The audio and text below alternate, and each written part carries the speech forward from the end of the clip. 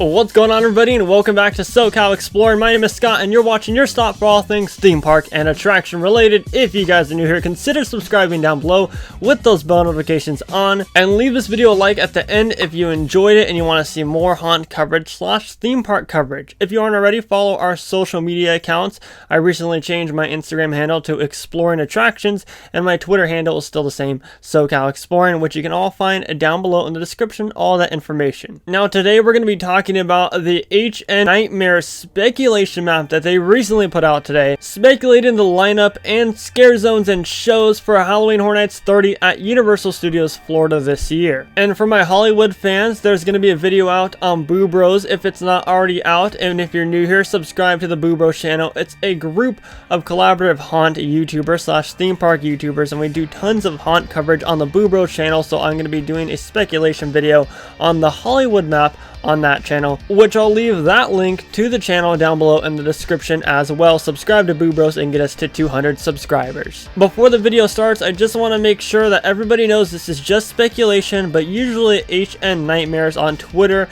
and Instagram, they are very accurate with their speculation maps, and that is why these maps are always a big deal. Everybody likes to base their speculations off these maps, which is what I'm going to be doing today. So let's dive into the speculated lineup and event for Halloween Horror Nights 30 coming to Universal Studios Florida at Universal Orlando Resort. Let's first start off with the returning houses, which is the Universal Monsters, The Bride of Frankenstein Lives, Revenge of the Tooth Fairy, and Beetlejuice. And when I say returning houses, that's because we did get a chance to check them out at HHN Light in Orlando last year. They had Revenge of the Tooth Fairy and Universal Monsters The Brides open for a solid month, and Beetlejuice is open for a couple of days for exclusive fans to get in. So it is now confirmed coming to Halloween Horror Nights 30. And the two houses that are absolutely 100% confirmed by Universal themselves on this map is Puppet Theater Captive Audience and of course the Beetlejuice house. So as it stands right now, we have two confirmed houses for the event this year, which is super exciting.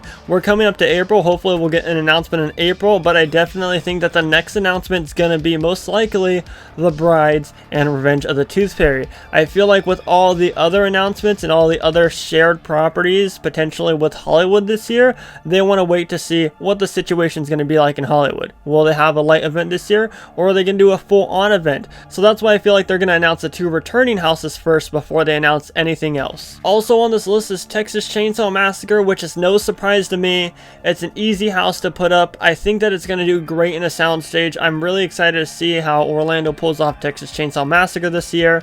And I think Leatherface is good no matter what. Like, I'm a big fan of Leatherface, and I would love to see him have his own house at HHN 30 this year. So I'm not against it. I would have liked to see another property there, maybe a bigger name in the horror / haunt industry. However, we're getting Leatherface back once again to Halloween Horror Nights, so I'm excited for it, and that's the only thing we can do is be excited for it. But once again, that's just a rumor / speculation, and stuff could change, and a potential new IP could replace Texas Chainsaw Massacre. Also on the speculation map, we have HHN icons captured. Now, there is absolutely no way that Horror Nights is going to have a 30th anniversary year and not do an icons house or some type of icons scare zone or something in relation to icons. As most of you know, we had the Icons Tribute Store room last year for the light seasonal activities, hinting at the fact that we're most likely going to get an Icon house if HHN 30 happened last year. But since it didn't happen last year, and this year's considered the 30th anniversary, then I feel like for sure we're going to get an Icons house. And you can bet this is the first house that I'll do at the event. This is honestly, it hasn't even been officially announced, and there's been no details surrounding it. But there's a lot of rumors going around that's going to be based off of Fear the icon, that is, and not Jack the Clown. That would typically be like the main icon of these houses or scare zones. So it's super exciting. I'm excited to check out my first icon house. I think it's going to be great. Up next, we have Scary Horror in the Heartland. Now, this house will most likely be based around all the events and all the stuff that happened in Cary, Ohio, and the HHN kind of backstory scene. And if you guys aren't familiar with Cary, Ohio, there's a lot of like backstory, like I said, at the Orlando event in specific, And it's really interesting to read up and see all the different Easter eggs that Cary, Ohio has made at the different events in Orlando. And I definitely recommend you check them out online, search them up. I know HHN Wiki is good at keeping up with that, and you can see it just on like Twitter or just by going to YouTube and searching up Cary, Ohio at HHN. The Wicked Growth Realm of the Pumpkin, an original house that I am so excited to check out. This means that most likely we're going to get a new icon in the Pumpkin Lord. Hopefully it's an icon that stays around throughout the future event years, but I think it'll be one of those smaller icons that doesn't get enough love that they deserve. It's going to be cool to see what the storyline is surrounding Wicked Growth and see Pumpkin Lord maybe on, you know, a t-shirt again like we did last year. I believe that they were on the Scare Zone shirt, correct me if I'm wrong on that, but it'll be cool to have some type of Pumpkin Lord merchandise or some type of Pumpkin Lord memorabilia that we can take home with us. But anything like pumpkins, ghosts, witches, cats, anything that relates to and screams Halloween and a haunted house type of environment is very exciting and nonetheless always comes out great. It looks like the Netflix show The Haunting of Hill House is still on the speculation map, which I'll be excited to see because I'm a big fan of the show. I wasn't the biggest fan of Bly Manor, but Hill House was definitely one of my favorite horror themed TV shows that I've ever watched. And there's plenty of content for Universal Creative to work with when trying to bring this house to life. The bent neck lady will be cool to see in there, and overall I think that Hill House will probably be in the top 4 houses. I don't think that it will be one of the best, but I definitely think that it'll be a top 4 house as far as the whole event lineup goes. Alright, but we move to our final house that we have not talked about that is located in the Shrek Theater, which is Creepshow, formerly rumored to be the Billie Eilish house. Now I've told you guys my fair share of thoughts on the Billie Eilish idea. I was all for it. I think that there's plenty of potential. However, there's tons of people that are like, oh, we don't want it to be a kid event. We don't think Billie Eilish should have her own scary house. Yeah, I get where you guys are coming from. I would have loved to see a Billie Eilish house, but we're moving past that because it doesn't look like it's going to happen. And now when you bring up Creepshow, now my ears are open.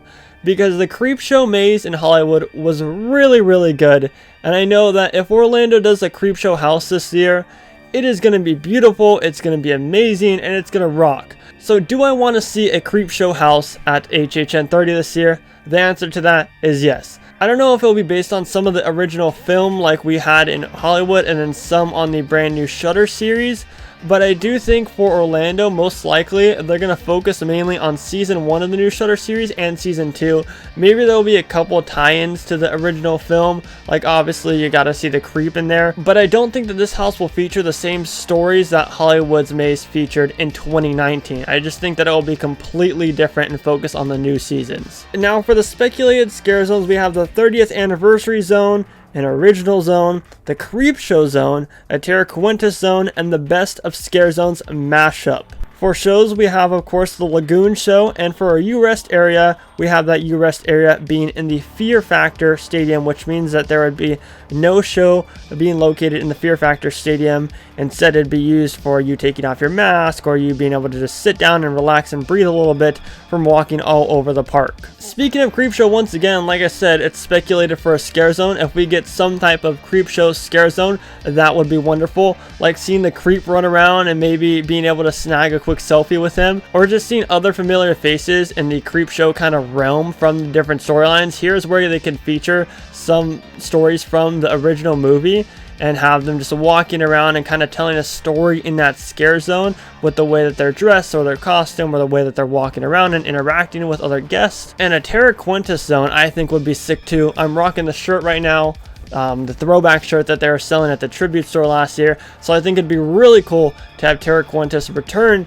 to Halloween Horror Nights in Orlando once again and come into a scare zone and scare the living hell out of guests. And you know, maybe they'll have like a mini show there similar to what they had with Vanity Ball, where they had a mini stage set up in the New York area and they'd have like a small little show. I don't think that it was scheduled throughout the night, I think that it was just kind of random, but if they did something similar like that with Terra Quintus, I think that it'd work out perfectly. But that's gonna do it for today's video. If you enjoyed the video, consider giving it a like. It helps out the video a whole lot, and subscribe down below with those bell notifications on. My name is Scott from SoCal Exploring, and most importantly, remember to keep exploring. Peace out, everybody.